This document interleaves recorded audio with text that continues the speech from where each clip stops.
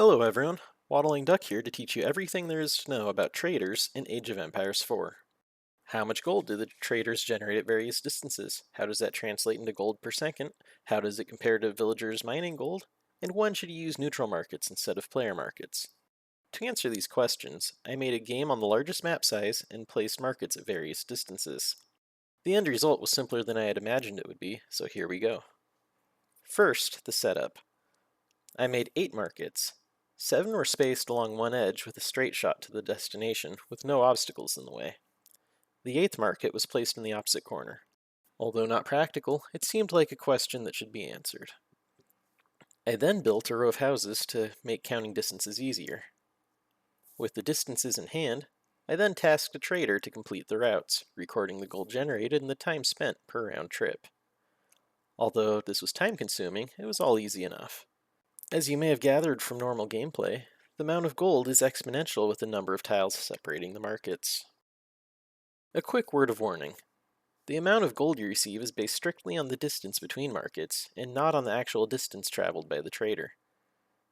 I tested this by placing a wall to cut off a pass and forcing the trader to take a much longer path. It generated the exact same gold as compared with the direct route. Now, before I went further, I noticed that the time taken for each round trip did not exactly fit what was expected based on the trader's move speed of 1 tile per second. This is partly because the trader doesn't stop at exactly the edges of the markets. For player markets, it is very close, but for neutral markets, the trader will travel roughly 1 tile inside of the hitbox. The trader also pauses momentarily when picking up gold. All in all, on each round trip, the trader will lose roughly 5 seconds across all distances. Knowing that this is a constant offset, regardless of distance, favors longer routes. However, 5 seconds ends up being negligible, as the longest possible trips can take over 10 minutes. The next step was to convert the numbers to gold generated per second, the numbers that most of you are looking for. This is just the gold per trip divided by the time per round trip. When we plot the gold per second against the distance, you see that it is not exponential gains with distance, but rather it is linear. You do get more gold per second as the distance increases, but at a predictable linear rate that makes for easy comparisons. With the formula in hand, here are some of the values for corner-to-corner trading for the different map sizes, accounting for the loss of distance from the size of the markets themselves. A micro map will give you a max of 0.47 gold per second. Small is 0.57. Medium is 0.7. Large is 0.84. And gigantic is 0.97. If you're trading with a neutral market, you get a 20% bonus to the gold received, and that increases these values to 0.56, 0.68, 0.84, 1.0, and 1.17. However, keep in mind that except for a handful of maps, there won't be a neutral market in a corner. The base gather rate for a villager from a gold mine is 0.75 gold per second.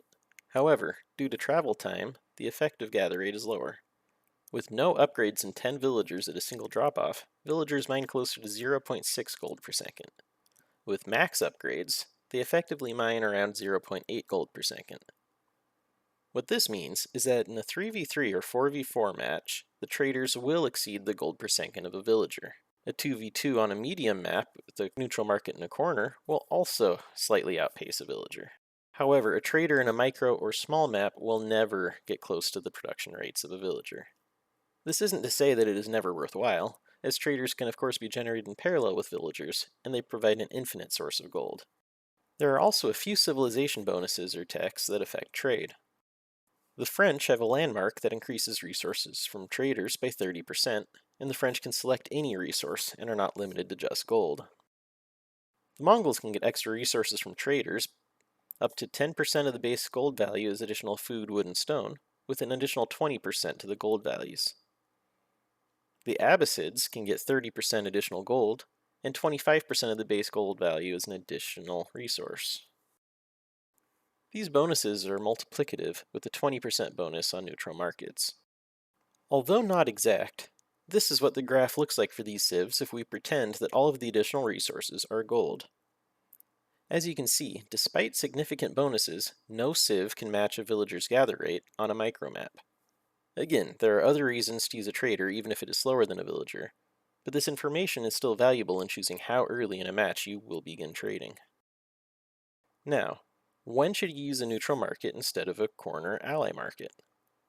The exact math depends on the lengths involved, but for all practical distances, the break-even point for the neutral market is around 80% of the distance to an ally market, so roughly 4/5 of the length of the map. This means that you should almost always be using corner ally markets, unless there's a corner neutral market available. Now you know more about traders than you ever wanted to, and I hope that it helps improve your play in Age of Empires 4. Thank you for watching, and please subscribe if you have enjoyed this video.